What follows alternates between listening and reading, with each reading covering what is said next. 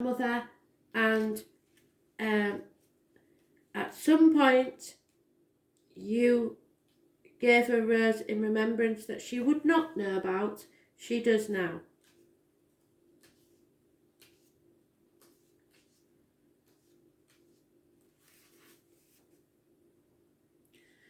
The sisterhood of the rose. This may mean that there's more than one woman in your life. This is a lineage of priestesses, mystics who devote their lives to serving humanity and seeding light consciousness all over the earth. So maybe that's what you've got to do. If you've come to a point where you are at work, there is other things you can do for other people. That's what we're here for. That's what light workers do. That's what our meaning in life is. To help others where possible, and it will come back to us tenfold. A cross-section of ancient lineages is the path of devotion and beauty. Walking this path means being devoted and seeing and creating beauty wherever you go. The rose symbolises the heart of the sacred geometry of all life. You are being called to notice the beauty around you, particularly in nature, and hear the whispers of Mother Earth, and especially at this time to appreciate all you have. You are being called to spend more time in nature, as all the ancient secrets live there. Mother Earth is constantly whispering. Spend time admiring her creation, and you will be rewarded with insight and grace. You are being called to take a little more time to both notice the beauty that exists all around you and contribute to the beauty of the world in your own way. This could be through your own creations or in the little things like how you dress to picking flowers for your home.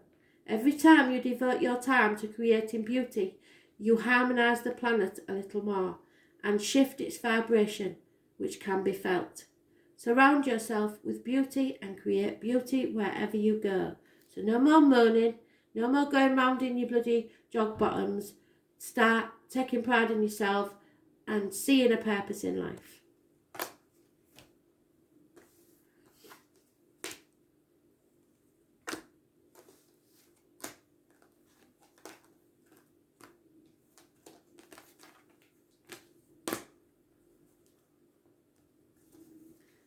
Capricorn,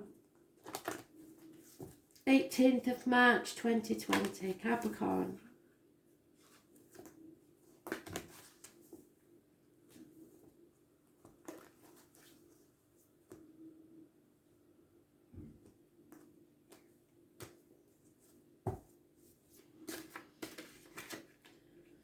Unfortunate change, run of bad luck, I'm afraid. Change is always for a reason. So the fixed signs are mentioned: Taurus, Leo, Aquarius and Scorpio. You yourself are mentioned vaguely, and so are those born 1965 plus or minus 12 February to February. Those born on the 10th, living or past it, for your diary and address, massively important in a negative way. A 10 for the worse.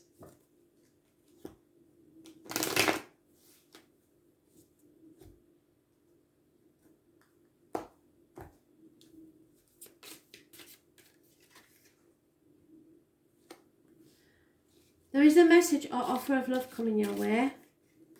Could be a water sign person, Cancer, Pisces, Scorpio. Those born 1966 plus or minus 12 could be involved somewhere. Oh my God, seriously, they are becoming more than random than ever. This never happens how many times, and now it makes me look like a liar. There are only 22 major arcana in the deck out of 78 cards, and I shuffle very well, and you have got the same card in exactly the same way. So there are changes coming that you won't like. You are feeling the lack, feeling left out now from people, situations, lonely in a room full of people, and possibly a lack of finances.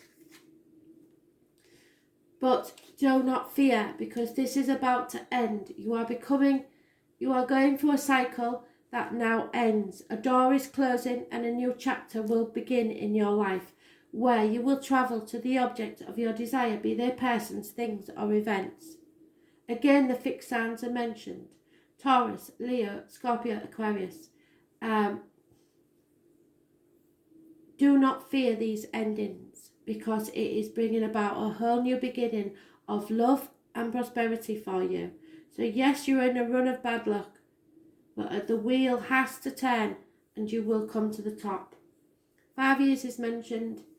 Those born on the 10th, living or past, date for your diary and address, massively important in a negative way. However, those born on the 21st, living or past, date for your diary and address, massively important in a positive way. A cycle has ended, a new beginning is about to take place. There will be changes you don't like, but it is for you to travel to the object of your desire, be they persons, things or events. Happy conclusion to something.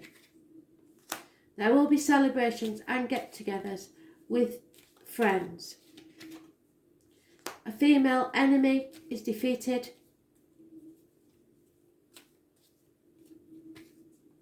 There will be no reunion with somebody from your past, and a female will receive the written word and be very upset,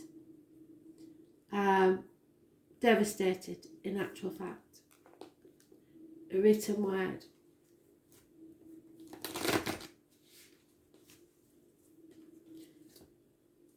It's a random read, so I have to say it could actually be a male as well, but I believe it's a female. And it's probably the female that you find out is the enemy. She will be defeated and not happy at this change.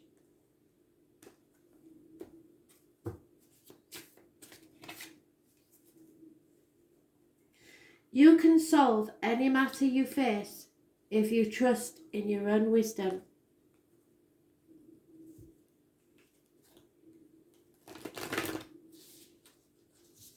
Anything, any problem can be solved, but you have to trust that you know what's best for you.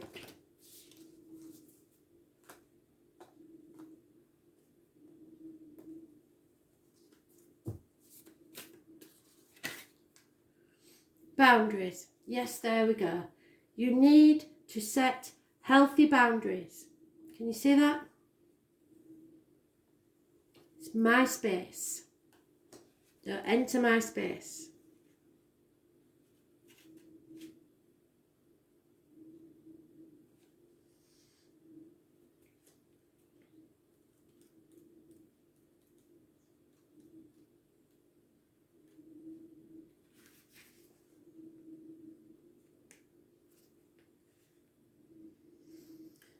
Where do you need to establish healthy boundaries? You're being called to create clearer boundaries in your life. This could be with your friends, family, or work. Saying yes when you really mean no leads to resentment, which is the biggest energy drain ever. At first, it might only be a little bit and not feel like a big deal, but before you know it, your energy field becomes porous and you are left feeling depleted and resentful, or taken advantage of. Saying no and having clear boundaries is actually a spiritual act. The most giving, loving, compassionate people are those with the clearest boundaries. For when they say yes, they are able to give unconditionally. When your boundaries are clear, others know where they stand with you and are able to give freely. If you're not clear where your boundaries lie, this causes confusion, resentment, and energetic cords to be planted. If you are saying yes when you really mean no, you are likely needing something yourself. Ask yourself what part of you needs something from them. It could be a need for approval, a fear of being seen as in a certain way, or a fear of loss. The best way to gauge your boundaries is to check in with your belly. Your belly is your second brain. It has an intelligence known as a gut feeling. Tune into it and decide what is okay for you. How does it feel? What is it trying to communicate with you? Where in your life do you need to establish better boundaries? Thanks for listening.